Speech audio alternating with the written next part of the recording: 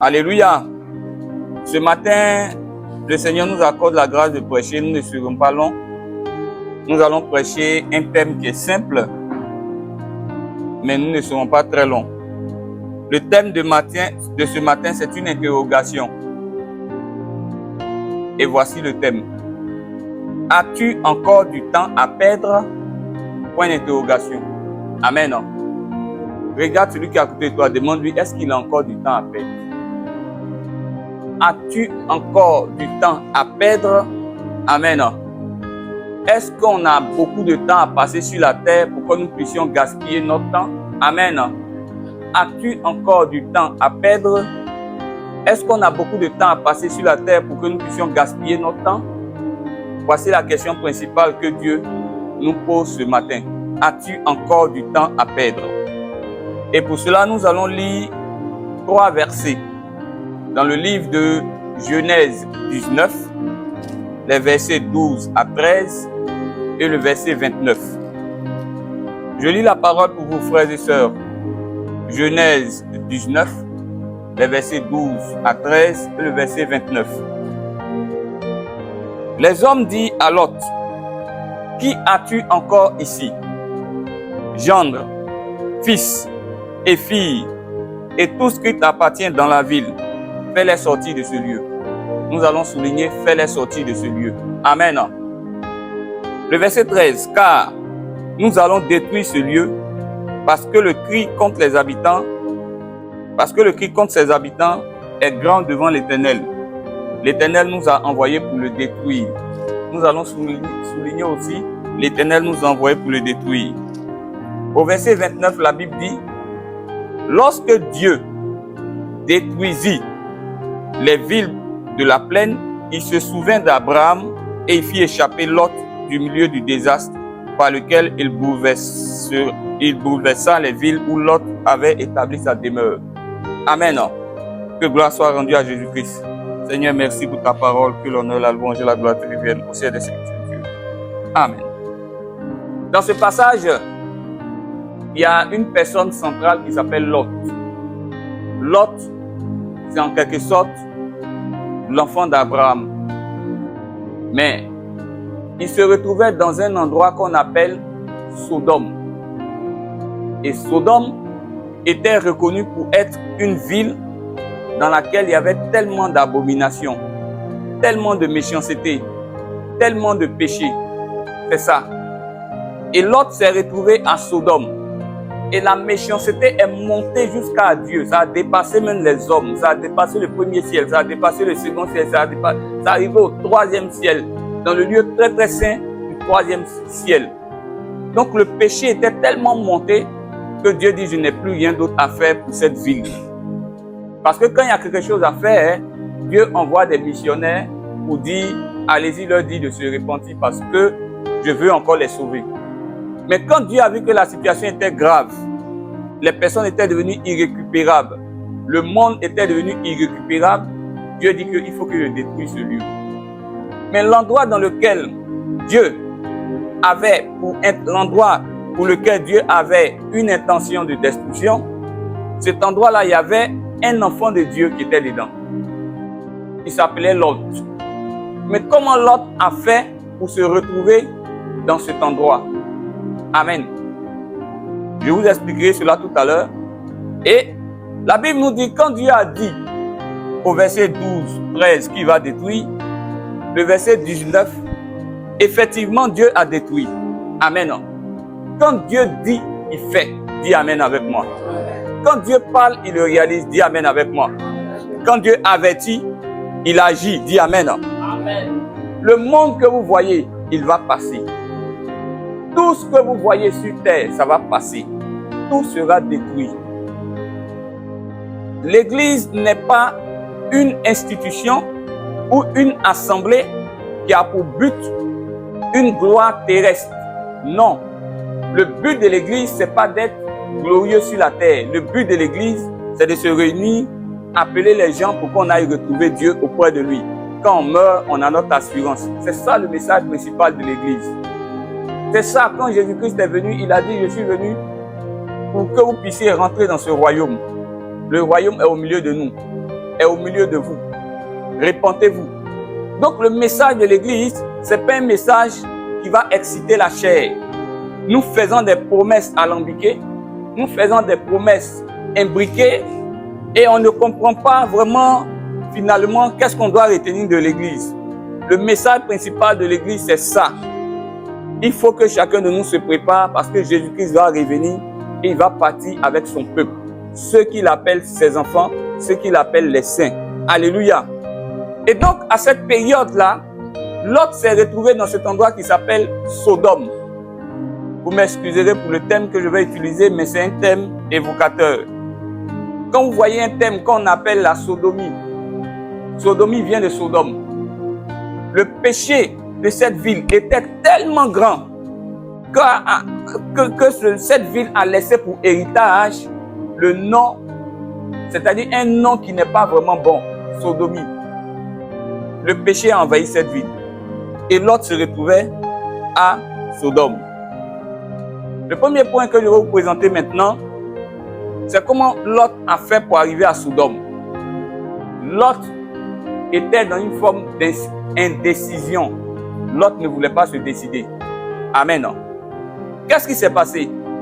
Lot était avec Abraham. Ils étaient ensemble. Et puis à un certain moment donné, Lot a commencé à avoir beaucoup de biens.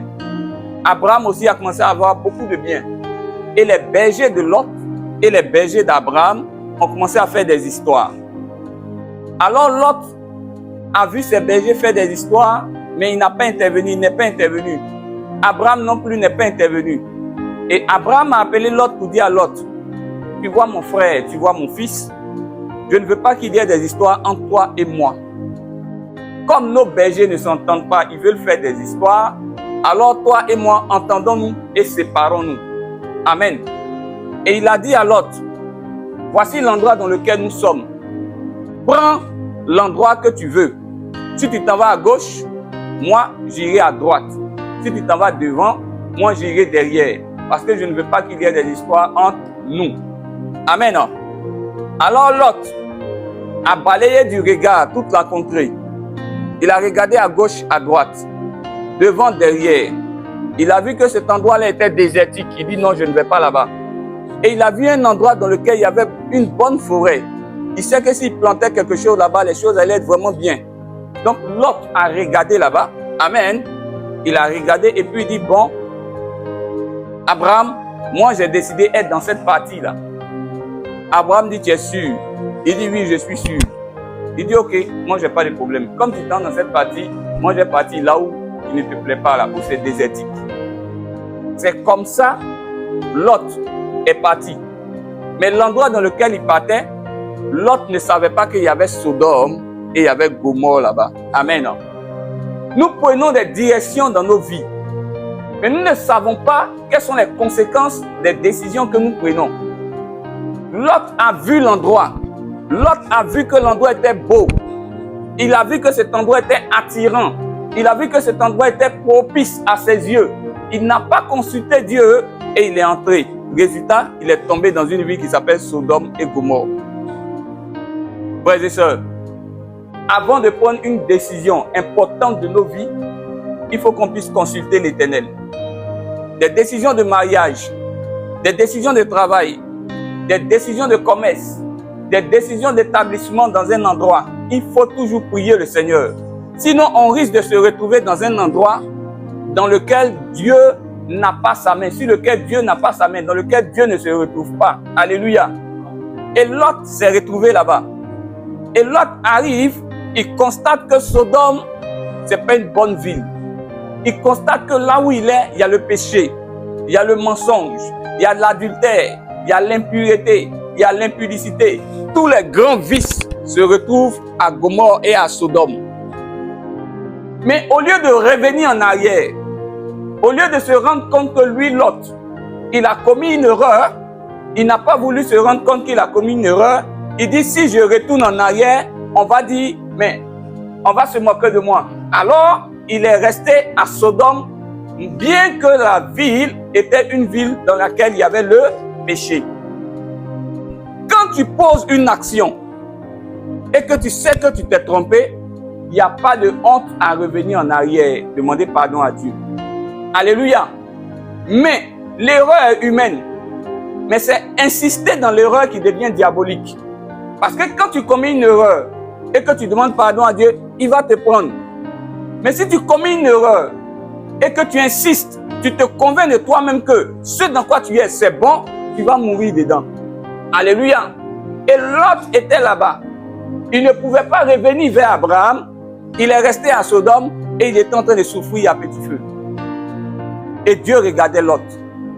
Et le temps de détruire Sodome était arrivé et Lot était là-bas. Et comment les choses se sont passées? Regardez comment Lot était indécis. Quand nous prenons nos Bibles dans le livre de Genèse 19, le verset 1, cette fois-ci, que lisons-nous? Maman Léa, tu es venue à ta Bible, non? Ah, tu n'as pas pu venir à ta Bible. Hein? Genèse 1, Genèse 19, le verset 1 nous dit quoi? Alors Dieu a envoyé 2 anges. Oui, vas-y. Oui. Oui. Les 2 anges sont arrivés sur le soir et Lot était où? Il était où? Il était assis à la porte de Sodome. Amen. Les 2 anges l'ont trouvé où? Assis à la porte de Sodome. Amen. Quand quelqu'un est assis à la porte, il est dedans ou bien il est dehors? Quelqu'un qui est assis à la porte, il est dedans ou bien il est dehors? Il est assis à la porte. Il est dedans ou bien il est dehors? Il est nulle part. Amen. Donc, ce Lot-là, il était assis à la porte de Gomorrhe, de Sodome. C'est-à-dire que dans sa vie, il ne savait pas s'il devait sortir de Sodome ou bien s'il devait rester à Sodome. Il était dans une forme d'indécision. Aujourd'hui, tu es dans des pratiques. Tu te poses la question, est-ce que je dois sortir? Est-ce que je dois rester? Tu es à la porte. Lot ne voulait pas prendre la décision de sa vie. À un certain moment donné, il y a des décisions capitales qu'on doit prendre. On ne doit pas rester au milieu. Il n'y a pas de vie chrétienne à moitié. Il n'y a pas de vie chrétienne en demi-teinte. Il n'y a pas de vie chrétienne améliorée. Il n'y a qu'une seule vie chrétienne. Soit on est dedans, soit on est dehors. Mais Lot a voulu être en même temps dedans et en même temps dehors. Parce que simplement, il ne voulait pas retourner à Abraham. Et beaucoup de personnes sont à la porte. Beaucoup de personnes ne se sont pas encore décidées. Et la Bible n'a pas dit que Lot était couché. La Bible n'a pas dit que Lot était debout. La Bible dit que Lot était comment? Assis. Alléluia. Il était assis. Ça veut dire qu'il était confortablement installé dans son indécision. Le temps passait, mais il ne se décidait pas. Les circonstances passaient, mais il ne se décidait pas. Il était toujours assis. Et c'est dans cette période, qu'est-ce qui est arrivé, ma soeur? Oui. C'est là que 2 anges sont venus et Lot les a vus. Alléluia. Dis Amen avec moi. Alléluia. C'est dans les périodes d'indécision que Dieu va venir vers toi pour te parler. Dis Amen. Chaque fois que la parole de Dieu vient à toi, c'est pour que tu prennes une décision. Dis Amen. Mais quand la parole de Dieu venait, quand les 2 anges sont venus, la Bible dit que Lot les a aperçus. Il les a vus. Amen. Et la bonne nouvelle que j'ai à vous dire, c'est que ce sont des anges. Mais ce n'est pas tout le monde qui voit des anges. Les anges peuvent venir sous la forme d'un homme à toi. Les anges peuvent venir sous la forme d'un message à toi. Les anges là, tu ne vas pas les voir toujours avec des ailes, des personnes, des êtres en blanc qui sont en train de voler. Ça peut être un homme qui te parle. Ça peut être une femme qui te parle. Ça peut être une personne qui t'instruit. Les anges, amen, ce sont des personnes comme ce sont aussi des esprits. Amen. Mais les anges, ce sont des messagers du Seigneur.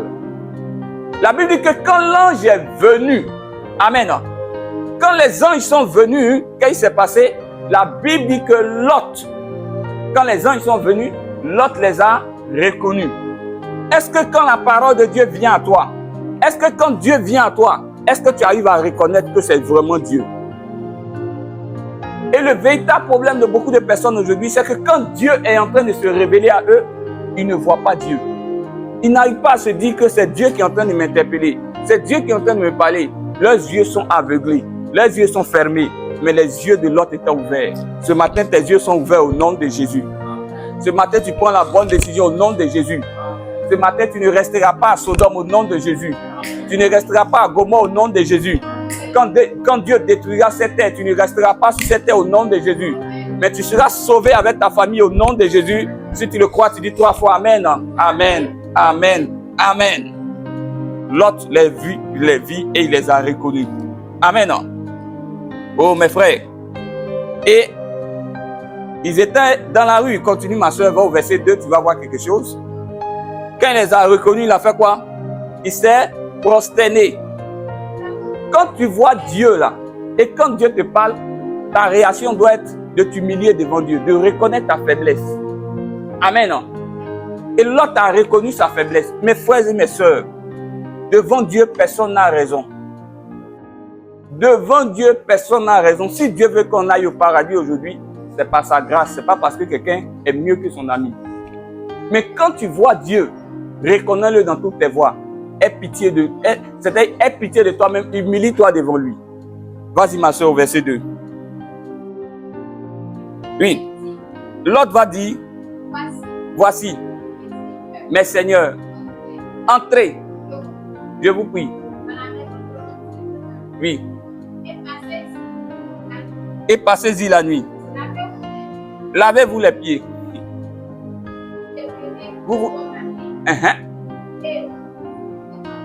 Et vous poursuivez votre route. Rentrez chez moi, oui. Qu'est-ce que les anges ont dit? Les anges ont dit non. Oui. Amen. Ils étaient venus pour détruire. Et lui, il dit, viens dans ma maison. Les anges ont dit non, viens pas dans ta maison. Après, ils sont venus dans la maison, quand il a insisté. Mais mes frères, le temps où nous sommes là, c'est le meilleur moment pour laisser Dieu rentrer dans son cœur et dans sa vie. Amen. C'est le bon moment. Mes frères et mes sœurs, on peut faire tout ce qu'on a envie de faire. On peut avoir tous nos projets, on peut avoir tout. Mais c'est le bon moment de laisser Dieu rentrer dans nos cœurs. Ne laissons pas Dieu en dehors de nos vies. Ne laissons pas Dieu en dehors de nos projets. Ne laissons pas Dieu en dehors de nos ministères. Laissons Dieu rentrer dans nos cœurs. Insistons pour que Dieu prenne la place confortable dans nos vies. Amen. Mais les anges ont dit quoi? Les anges ont dit on ne rentre pas. Nous, on veut passer la nuit où? Dans la rue. Parce que les anges avaient compris. Quand on dit quelqu'un est dans la rue, c'est quelqu'un qui est de passage. Les anges avaient compris qu'il n'allait pas durer ici. Parce que ça allait être gâté. Tout ce que vous voyez, mes frères, tout est éphémère. Même le pouvoir que quelqu'un a, il est éphémère. Même le souffle de vie, il est éphémère. Hier, le vendredi, madame et moi, nous sommes sortis et nous sommes partis soutenir un frère à des obsèques. À des obsèques, on est parti au temple du Mapuka à Nigisaf. On est quitté ici à 20h, on est arrivé là-bas à 22h par là. On est revenu le samedi à 11h. 9h, on est quitté là-bas, à 11h, on était ici. Amen. Mais quand on était là-bas, on est parti assister un frère qui venait de perdre sa maman. On l'a vu en larmes. On était affectés. On a compris que c'était éphémère. Même nos parents les plus proches, on va les perdre. L'argent, on va le perdre. Il y a beaucoup de choses qu'on va perdre. Tout est éphémère. Mais le temps que Dieu nous accorde sur cette terre pour profiter de ce que Dieu nous a donné, il faut qu'on profite au maximum et il faut qu'on prenne des bonnes décisions. Et là-bas, j'évangélisais, je parlais de Dieu à quelqu'un pour dire à la personne que le temps que nous avons à passer sur cette terre, il est très court. Donnons-nous réellement à Dieu parce que les temps sont mauvais. Quand tu donnes réellement ta vie à Jésus-Christ, le jour où tu meurs, tu n'as pas d'inquiétude. Les hommes sur la terre sont en train de souffrir. Comment on va faire pour l'enterrer? Mais toi, tu es dans les grâces du Seigneur. Amen. C'est pourquoi moi, je veux que chacun de nous puisse assurer son lendemain en donnant véritablement sa vie à Jésus-Christ. Et l'autre, les anges qui ne rentrent pas, il a insisté, il est entré. Qui comme moi va insister pour que le Seigneur Jésus-Christ rentre dans sa vie? Amen. Pour insister, il faut rester dans la prière. Dis Amen. Pour insister, il faut rester dans la méditation, dis Amen. Pour insister, il faut rester dans l'amour fraternel, dis Amen. Pour insister, il faut rester dans la vérité. C'est en restant dans la vérité que Dieu rentre totalement dans ton cœur. Dis Amen. Mes frères et mes sœurs, les hommes de Lot et de Sodome et Gomorrhe, quand ils ont vu les anges rentrer dans la maison de Lot, vous savez ce qu'ils ont fait? Ils sont venus à sa porte pour dire, Lot, où sont les anges, les personnes qui sont venues chez toi? Fais-les sortir. Fais-les sortir.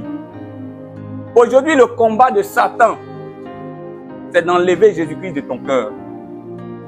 Amen. Le véritable combat du diable, c'est d'enlever l'amour de Dieu dans ton cœur. Il veut t'emmener à douter de Dieu. Seigneur, depuis je te prie, Seigneur, depuis je te cherche, tu ne m'as pas encore donné. Moi-même, Jésus-Christ, je me sépare de lui. C'est ça le diable. Le diable veut que l'acquis, ce que tu as comme acquis, ce que tu as comme amour pour Dieu, ce que tu as comme entente avec Dieu, ce que tu as comme relation avec Dieu, que cela se détruit. C'est pourquoi le diable veut faire sortir Jésus-Christ de ton cœur. Mais quand le diable veut faire sortir Jésus-Christ de ton cœur, toi, enfant de Dieu, il faut que tu te disposes pour dire non, je n'accepterai pas ça. Il faut discerner. Amen. Où je suis là, mes frères et mes sœurs, on ne dit jamais, jamais, hein, mais je sais que je suis déjà gamé. Tu peux même, il y a des endroits où tu vas aller, on va te dire, voilà 1 milliard pour régner Jésus-Christ.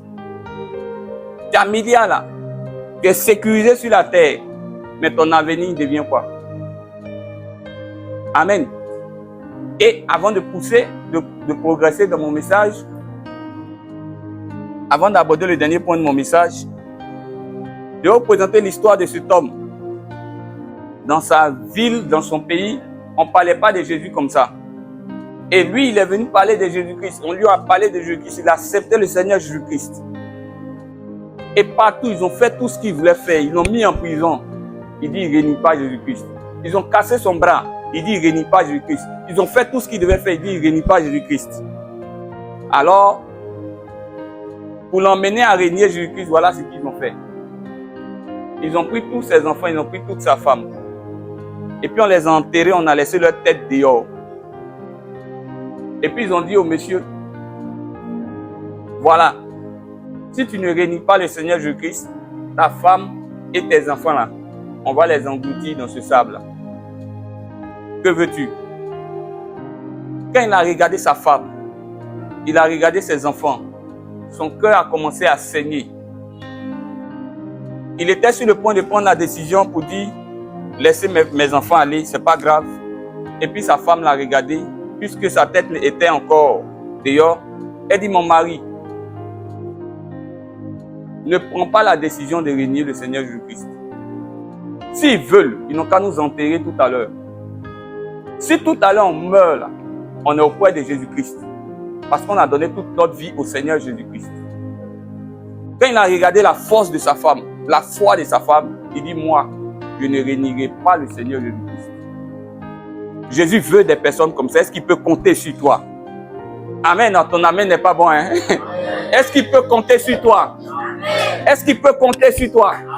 Des personnes qui sont prêtes à se donner et ne pas régner Jésus-Christ. C'est ce genre de personnes que Dieu veut. Aujourd'hui, tout le monde a sa tête sur tous les privilèges. Tout le monde a sa tête sur ce qu'ils appellent la gloire. Avoir des protocoles, avoir des costumes, avoir des... Tout le monde a la tête dessus. Pourtant, la vie de sainteté, elle est mise de côté. Où allons-nous? Que Dieu nous garde et que Dieu nous bénisse. Mes frères et mes sœurs, comme je vous l'ai dit, au verset 29, la Bible dit que Sodome a été détruite. Mais c'est même pas Sodome, toutes les villes et les plaines, tout ça a été détruit. C'est-à-dire que quand la Bible dit que même les plaines, c'est-à-dire que tout ce qui est, tout a été détruit. Mais regardez mes frères, il y a 3 types de personnes qui sont restées, qui n'ont pas pu se sauver vraiment. Il y a 2 types de personnes, eux, leur condamnation était certaine. Et il y a un type de personnes, eux, ils n'ont pas été détruits par les flammes, mais ils sont pas aussi allés là où Dieu voulait qu'ils soient.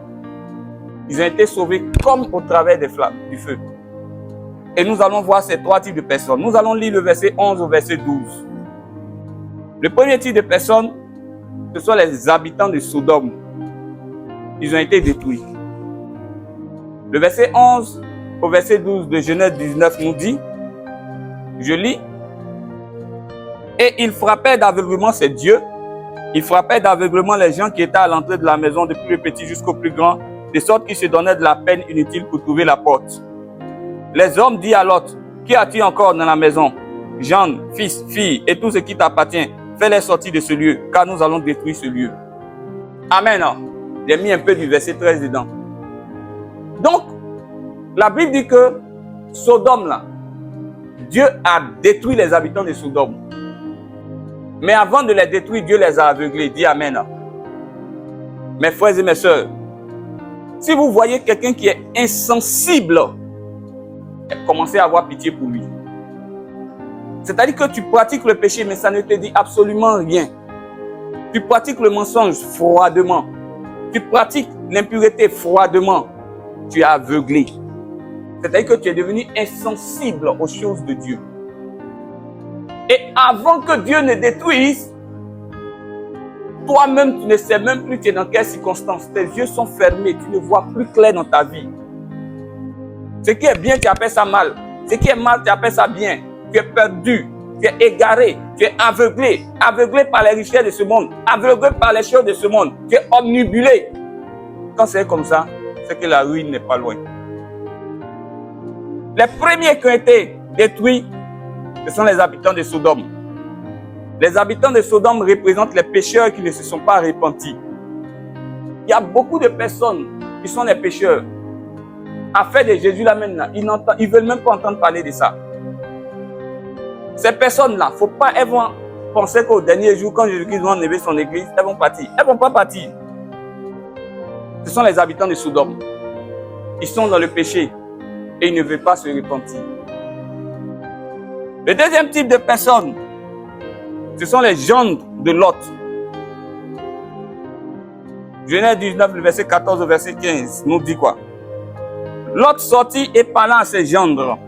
Les gendres, c'est-à-dire les maris de ses filles. Il parle à ses gendres, c'est-à-dire les gendres qui avaient pris ses filles. Il dit, levez-vous, sortez de ce lieu, car l'Éternel va détruire la ville. Mais la Bible dit que les gendres, voilà ce qu'ils ont fait. Mais aux yeux de ces gendres, Lot parut pour plaisanter. C'est-à-dire qu'il est parti leur dire, mes beaux, faites vite, on va sortir. Parce que Dieu veut détruire ce lieu. Ils voient leur beau-père, Lot, ils disent, le vieux. Le vieux. Le vieux est trop fort. Le vieux. C'est comme ça quand je parle, je dis, Jésus revient bientôt, on me regarde. Lui, si c'est ce qu'il dit même. Il est fou, hein. Le vieux est trop fort. Donc, il dit, sortez. Sortez, parce que Dieu va détruire Ils disent le vieux. Le Dieu va détruire. Le vieux dit, préparez, il se moquait de l'autre. Préparez vos bagages. Et puis l'autre s'envoie l'autre. Le vieux dit que monsieur, oui, le vieux, on a compris. Le vieux, là même, il nous fatigue tout à faire de Jésus. Il raconte quoi? Ce deuxième type de personnes, ce sont les incrédules. Ils sont dans la maison de Dieu, mais ils n'ont pas véritablement accepté Jésus-Christ. Tous les messages qui leur sont prêchés, ils disent Amen, ils disent OK, mais dans le fond, ils ne croient pas en ça. Parce que ce qui démontre que tu crois au message de Dieu, c'est ta manière de marcher. Si tu dis j'ai cru au message de Dieu, mais ta manière de marcher n'a pas changé, ta vie n'a pas encore été transformée, tu ressembles à un incrédule. C'est eux les gens de Lot. Tout ce qu'on leur dit, ils prennent ça pour la plaisanterie. Tout ce qu'on leur dit, ils prennent ça pour l'amusement. Tout ce qu'on leur dit, ils prennent ça pour... Les gens pensent qu'Affaires d'église est devenu un club d'amis. Les gens pensent qu'Affaires d'église est devenu un endroit où on vient pour le show. Il y a la bonne musique, il y a la bonne ambiance. Tout le monde est sapé. On vient pour se blaguer les uns les autres. C'est pas ça l'église aujourd'hui. L'église, frères et sœurs, c'est un endroit dans lequel la vérité et la pureté du message de Dieu doivent être dispensées sur une chair qui est utilisé par des personnes qui ont la crainte de Dieu. Mais ils étaient en train de dire, ils s'amusent. Mes frères et mes sœurs, regardez dans la suite, le verset 15. Quand les gens de Lot ont dit le vieux s'amuse, le vieux s'amuse. Regardez ce qui s'est passé au verset 15. La Bible, dès l'aube du jour, les anges ont insisté auprès de Lot en disant, lève-toi, prends ta femme et tes 2 filles qui se trouvent ici, de peur que tu ne périsses dans la ruine. C'est-à-dire que quand les gens de Lot ont rejeté le message de Dieu, Dieu a dit à Lot, je leur ai parlé, ils ne veulent pas écouter. Si tu es malin, prends ta fille, prends tes fils, prends tes filles, prends ta femme, sortez de là. Parce que quand je leur parle, ils ne m'écoutent pas. N'attends pas que ce soit trop grave. C'est pourquoi le thème ce matin, c'est est-ce que tu as encore du temps à perdre? Quand on a le temps, on ne doit pas gaspiller ce temps. Il dit, prends ta femme, prends tes 2 fils, tes 2 filles et sortez de là. Parce que tes gens pensent que je m'amuse. Donc, les premiers qui vont rester, c'est les habitants de Sodome. Eux, ils représentent les pécheurs non repentants. Les deuxièmes qui vont rester, quand Dieu va détruire tout ce qui est ici, ce sont les incrédules. Des personnes qui sont dans la maison de l'autre. C'est-à-dire des personnes qui sont dans la maison de Dieu, mais qui n'ont pas véritablement donné leur cœur à Jésus-Christ, qui marchent par incrédulité, qui n'ont pas une vie transformée. Amen. Non? Eux, pour eux, c'est sûr et certain. Maintenant, il y a une troisième personne, elle, qui ne sera pas affectée par le feu, mais qui sera détruite d'une autre manière. Amen. Quand nous prenons, c'est la femme de Lot. Quand nous prenons nos Bibles, le livre de Genèse 19, le verset 25 au verset 26, nous lisons verset 25. La Bible dit que il détruisit ces villes. Donc la ville était déjà détruite. Toutes les plaines et tous les habitants des villes. Et les plantes, même les plantes, c'est-à-dire que toutes les semences de la terre, tout était détruit. Le verset 26 dit quoi? Quand tout était détruit, la Bible dit que la femme de Lot regarda en arrière et elle devint une statue de sel. Amen. Non? Femme de Lot, Dieu dit que quand vous partez là, ne regardez pas derrière. Quand elle a commencé à entendre le bruit, boum, le feu, boum, elle a commencé à voir les incrédules, les pierres, la grêle, le feu tomber sur eux. Les pécheurs non repentants, les choses se gâtaient. Dieu a dit ne regardez pas derrière. Elle a regardé derrière. Automatiquement, elle n'est pas morte, mais elle est devenue une statue de sel. Sur le chemin, Lot a continué avec ses 2 filles. Elle est restée. Ça, c'est le symbole de ceux qui sont sauvés, hein, mais comme au travers du feu. Ce sont des personnes, parce qu'elles ont accepté Jésus-Christ, elles se sont données à Jésus-Christ, mais dans leur vie, de temps en temps, elles regardent en arrière.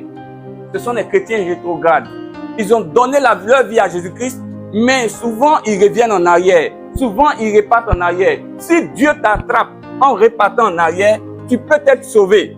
Mais tes récompenses dans le ciel, tu ne vas pas les avoir. Amen.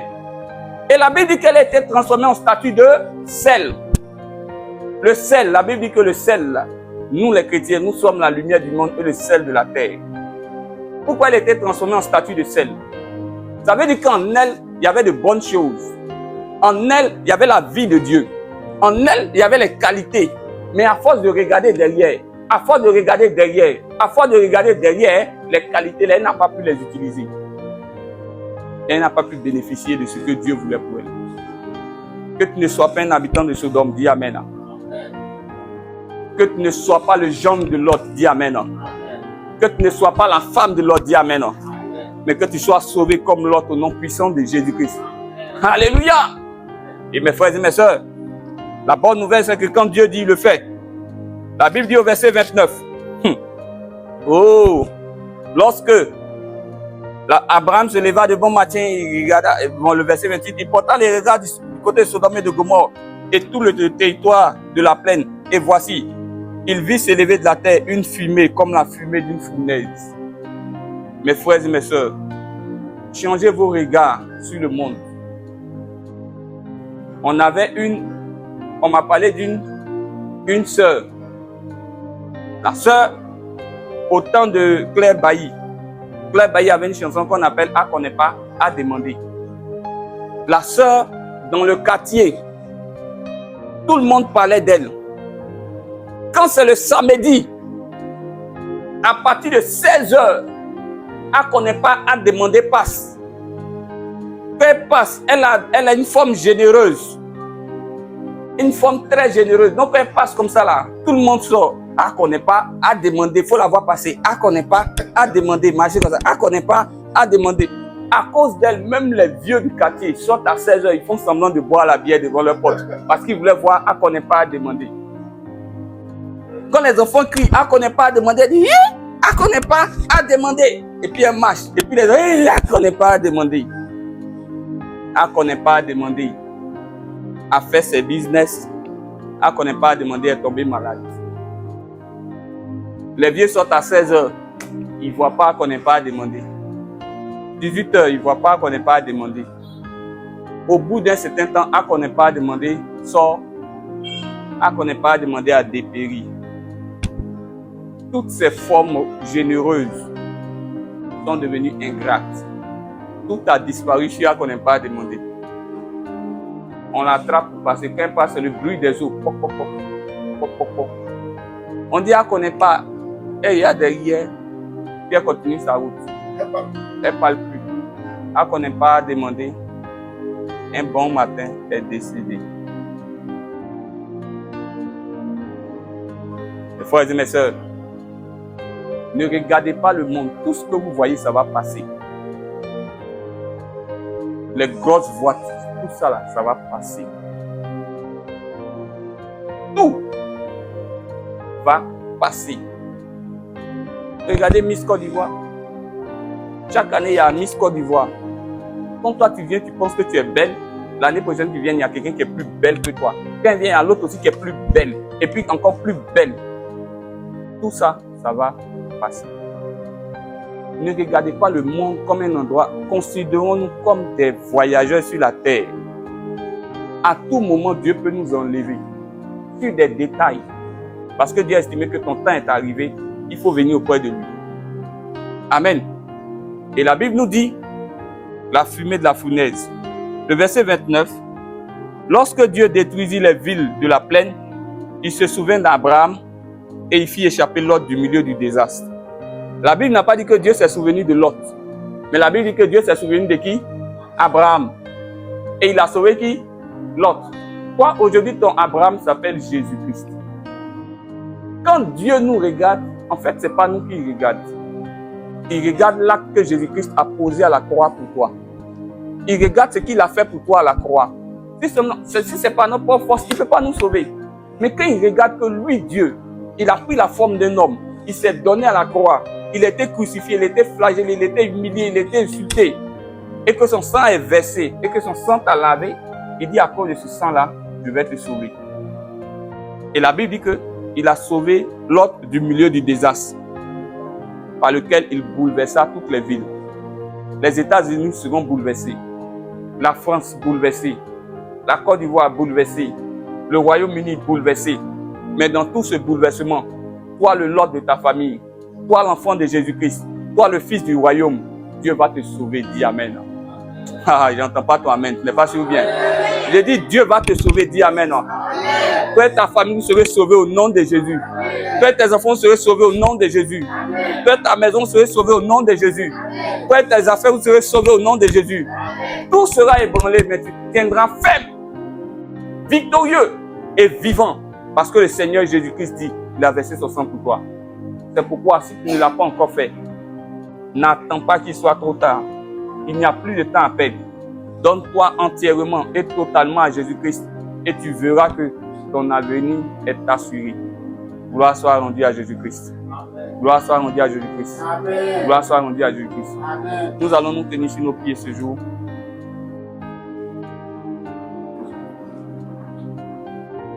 Et nous allons ensemble dire merci à Dieu pour ce message. Nous allons dire à Dieu que nous reconnaissons nos faiblesses. Mais nous voulons être sauvés dans cette génération. Nous ne voulons pas périr. Nous ne voulons pas que nos frères périssent, nos parents périssent, nos enfants. Nous, on veut pas. Nous, on veut être sauvés comme l'autre. C'est pourquoi ce matin, nous allons demander pardon à Dieu. Implorer sa miséricorde et implorer sa grâce sur nos vies. Élevons la voix, prions le Seigneur ce matin.